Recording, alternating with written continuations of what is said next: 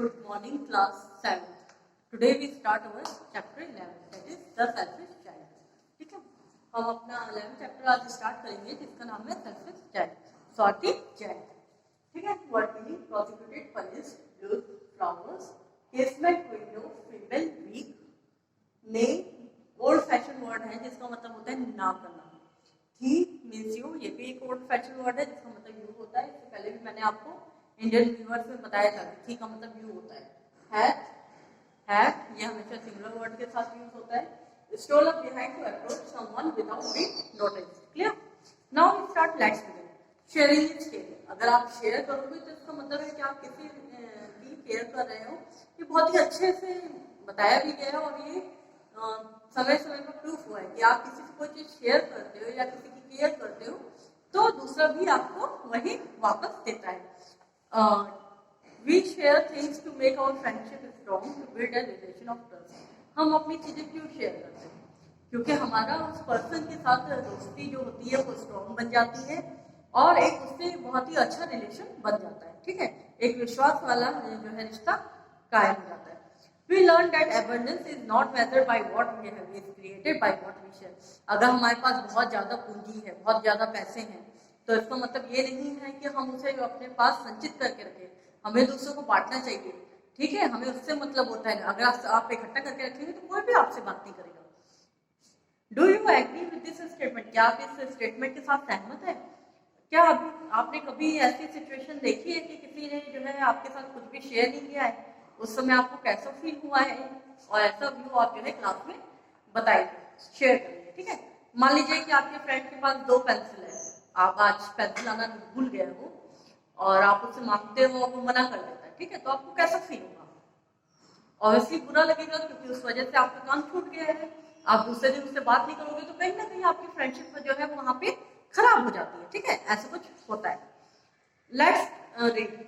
In the story, the selfish giant, the giant is considered to be selfish at the start of the story, but he shifts from being selfish to being humble, compassionate and kind. He learns to appreciate children and grows to love them at the end. देखिए, ये story एक selfish giant की, एक स्वार्थी राक्षस की है जो कि सेल्फिश है बिगिनिंग ऑफ द स्टोरी, मगर धीरे धीरे वो दूसरों के प्रति जो है सहानुभूति रखता है और दयालु बन जाता है और इसी से जो है बच्चे उससे अप्रिशिएट होते हैं, खुश होते हैं और वो बच्चों को धीरे धीरे प्यार करना स्टार्ट कर देता है.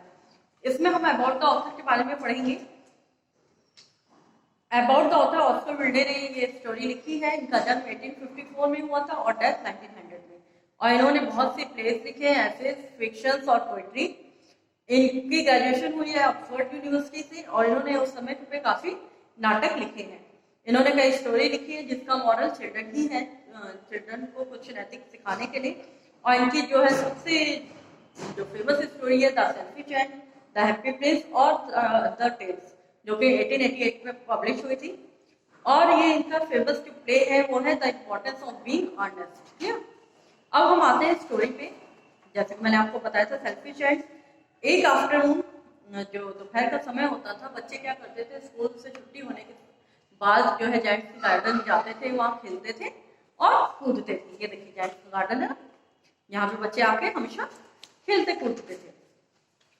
और ये गार्डन बहुत ही बड़ा था, लवली था. यहाँ पे बहुत ज्यादा ग्रीन ग्रास थी और वहां पे कई फ्लावर्स ऐसे लगते थे जैसे कि स्टार्स हैं. 12 पीच ट्रीज थे. स्प्रिंग टाइम हमेशा रहता था वहां पे, हमेशा जो है पिंक और व्हाइट कलर के फ्लावर्स होते थे. ऑटम में जो है वहां पे फ्रूट्स होते थे. फ्रूट्स भी बहुत अच्छे थे. ट्रीज के ऊपर चिड़िया बैठती थी, वो गाती थी, चीजें चीजें करती थी, बहुत अच्छा लगता था. और चिल्ड्रन जो है हमेशा वहां पे खेलते थे और वहां पे खुश होते थे. एक दिन क्या हुआ कि जो जायंट था वो अपने फ्रेंड कॉर्निश के घर पे गया हुआ था. वहां जो है 7 साल तक रहा. जब 7 साल खत्म हो गए तो वो बिना किसी से बहुत कम बात करता था, इसलिए बिना किसी से बात किए अपने घर वापस आ गया. और जब वो वहां पे वापस आया अपने महल, तो उसने देखा कि वहां गार्डन में जो है बच्चे खेल रहे हैं. तो वो उससे पूछता है कि यहाँ आप क्या कर रहे हो, बहुत ही डरावनी आवाज में. तो बच्चे डर के भाग जाते हैं. कहता है ये गार्डन सिर्फ मेरा है, मेरा ही रहेगा और किसी को जो है मैं अलाउ नहीं कर सकता यहाँ पे खेलना. ये सिर्फ मेरा है, मैं ही यहाँ पे खेलूंगा, कूदूंगा, सब कुछ करूंगा. और उसने क्या किया, चारों ओर एक बड़ी सी वॉल लगा दी. और वॉल लगाने के बाद उसने वहां पे जो है बोर्ड टांग दिया जिसमें लिखा था ट्रेसपासर्स विल बी प्रोसिक्यूटेड, किसी को भी अंदर आना मना है, अगर कोई आएगा तो उसे पनिशमेंट मिलेगी। और जो है जो जायंट था काफी सेल्फिश था, जो बच्चे थे अब उनके खेलने के लिए जगह खत्म हो चुकी थी, जो रोड थी वो धूल भरी थी, तो उसमें वो खेलना पसंद नहीं करते थे, उन्हें बहुत बुरा लगता था। और हमेशा जो है जो जायंट था वो के गार्डन की बात किया करते थे कि कितना अच्छा लगता था जब हम वहाँ जाते थे, खेलते थे, और अब हम वहाँ नहीं जा सकते हैं, ये सड़क कितनी खराब है। और अब क्या हुआ कि स्प्रिंग आ गया, मगर स्प्रिंग जब आता है तो हर जगह फूल खिलते हैं, चिड़िया चहचहाती है, काफी अच्छा मौसम होता है। मगर जो स्प्रिंग था वो सिर्फ कहाँ नहीं आया, जायंट के गार्डन में, क्योंकि जो जायंट का गार्डन था वहां पे चारों ओर विंटर ही विंटर थी, कोहरा था, ठीक है। और वहां पे स्प्रिंग बिल्कुल भी नहीं आया क्योंकि वहां कोई भी बच्चा नहीं था। तो स्प्रिंग भी वहां आके क्या करता, एक दिन वहां पे जो है एक छोटे से फूल ने उगने की कोशिश की, मगर जब उसने देखा कि यहाँ आसपास मेरी प्रशंसा करने के लिए ना तो चिड़िया है, ना तो बच्चे हैं, ना कोई लोग हैं, तो उसने भी जो है मुरझा के वो वापस मुरझा गया और खिलना बंद कर दिया। ऐसे सभी फूलों ने मुरझाना बंद कर दिया, तो वहां पे कोई भी स्प्रिंग सीजन नहीं आया। जब स्प्रिंग सीजन नहीं आया तो जायंट के गार्डन में, जायंट के जो पूरा कैसल था, उसका गार्डन था, वहां पे क्या था, सिर्फ विंटर ही विंटर थी, ठीक है। जब विंटर ही विंटर थी तो विंटर ने क्या सोचा कि चलो मैं जो है नॉर्थ विंड को इन्वाइट करता हूँ। नॉर्थ विंड वहां पे आई, खूब तेजी से चली, वहां के शीशे वगैरह उसने तोड़ दिए, और सिर्फ चिमनी वगैरह जो है बुझ गई, लाइट्स वगैरह सब काफी नुकसान किया, ठीक है। उसके बाद उनके दिमाग में आया चलो हेल को इन्वाइट करते हैं, हेल माने ओले, ठीक है, ओले को इन्वाइट किया। अब ओला जब गिरा 3-3 घंटे तक लगातार, तो जैस के जो काफी खिड़की दरवाजे तो सब चीज ऑल ओवर टूट चुकी थी, और पूरा जो है ग्राउंड था वो ग्रे ग्रे नजर आ रहा था।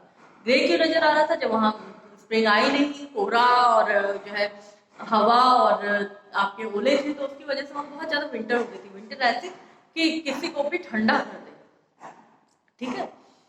जो सहने लायक नहीं थे, तो जायंट कहता क्या पता जो है मेरे ही गार्डन में ये स्प्रिंग क्यों नहीं आया, बाकी हर जगह स्प्रिंग है। वो काफी सोचता रहा, पर उसे कुछ भी समझ में नहीं आया। एक दिन क्या हुआ, जायंट को जो है म्यूजिक की आवाज सुनाई दी। उसे लगा कि ये जो म्यूजिक है वो पास में कोई राजा की सवारी जा रही होगी, इस वजह से सुनाई दे रहा है। बट वो म्यूजिक किसका था, चिड़िया का था। उस चिड़िया के जो है चींची करने की वजह से उसके गार्डन में स्प्रिंग सीजन आ गया। और स्प्रिंग से तो जायंट जो है बाहर निकल के जब देखता है, कपड़े पहन के बाहर निकलता है और वो देखता है, तो देखता है कि वहाँ छोटे छोटे बच्चे हर एक जगह गार्डन के पेड़ में कोने कोने में खेल रहे हैं, और सारा जो है वहाँ पे फूल खिल चुके हैं, फल आ चुके हैं, चिड़िया चहचहा रही है, बहुत ही सुंदर इन्वायरमेंट उसे वहां पे दिखाई दे रहा था। वो बहुत खुश होता है कि चलो मेरे गार्डन में विंटर तो आया। फिर उसके बाद वो देखता है कि जो है एक कोने में एक बच्चा है जहाँ पे स्प्रिंग सीजन बिल्कुल भी नहीं आया था, वहां पे फॉग था। तो वो वहां जाके देखता है कि वो बच्चा रो रहा है, ठीक है, पेड़ की टहनी पे चढ़ने के लिए, मगर वो इतना छोटा है कि उस पर चढ़ नहीं पा रहा होता है। तो जैसे ही वो उसकी तरफ बढ़ता है तो बच्चे उस जायंट को देख लेते हैं, देख के डर जाते हैं और डर के वहां से भाग जाते हैं। फिर वापस उसके जो है गार्डन में स्प्रिंग सीजन की जगह विंटर सीजन आ जाता है। तो वो क्या करता है, बच्चे के पीछे से जा रहा होता है, तो वो बच्चा उसे देख नहीं पाता क्योंकि उसकी आंखों में क्या होता है, आंसू, और उन आंसू की वजह से वो देख नहीं पाता। अगर सामने से जाता तो वो डर जाते हैं, और डर जाते तो उसकी गोद में नहीं आते। तो वो जो है उन्हें उठा के उस पेड़ पे लाता है, तो उस पेड़ में भी वापस स्प्रिंग सीजन आ जाता है। तो जायंट बहुत खुश होता है, और वो क्या करता है कि ठीक है मैं अब जो है ये दीवार गिरा दूंगा, ये बच्चे ही जो है अब इनकी वजह से स्प्रिंग सीजन आया, कितना अच्छा लग रहा है। तो रोज वो दीवार गिरा देता है, और रोज क्या होता है कि बच्चे वहां पे खेलते हैं, चिड़िया चहचहाती हैं, फूल आते हैं, मौसम अब उसे विंटर सीजन भी बुरा नहीं लगता है। हर सीजन को वो एंजॉय करता है बच्चों के साथ। रोज बच्चों को आते हैं वहां पे, और जायंट उसके साथ खेलता है। मगर रोज जो है जायंट उस छोटे से बच्चे के बारे में जरूर पूछता है कि वो छोटा सा बच्चा कहाँ पे है, मैं उससे मिलना चाहता हूँ, कौन था वो। तो बच्चों को कुछ समझ में नहीं आता है, वो कुछ जवाब नहीं देते और खेल के चले जाते हैं। ऐसे ही अब कुछ साल बीत गए हैं, जायंट बूढ़ा हो चुका है, और वो क्या करता है कि एक कुर्सी में बैठकर चुपचाप बच्चों को खेलता हुआ देखता है। अचानक से एक दिन विंटर सीजन था और जायंट तैयार हो रहा होता है, तो जो है एक छोटे से बच्चे को देखता है गार्डन में। तो कहता है ये छोटा सा बच्चा यहाँ कैसे आ गया। वो जब वहां जा रहा होता है तो बहुत खुश हो जाता है कि ओह ये छोटा सा बच्चा वहां पे आ गया है।